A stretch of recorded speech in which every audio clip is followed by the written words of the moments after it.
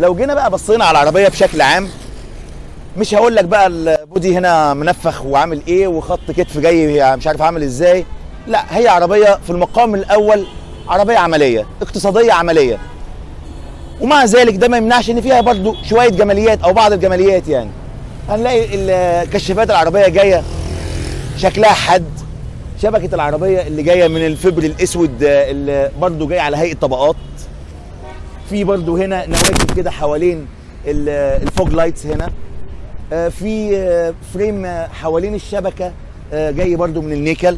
يعني العربيه فيها شويه برضو حاجات برضو كماليات او جماليات ظريفه. يعني برضو من الظهر في هنا تريم جاي من الكروم، في حساسات الركن الخلفيه، وكمان في كاميرا الرجوع الخلفيه، وطبعا دي في الفئه الثالثه.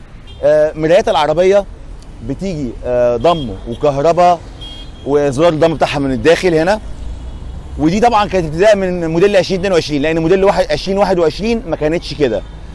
ودخول العربيه بيكون كيلس، وده في الفئتين الثانيه والثالثه. الفئه الاولى بتيجي بريموت ومفتاح.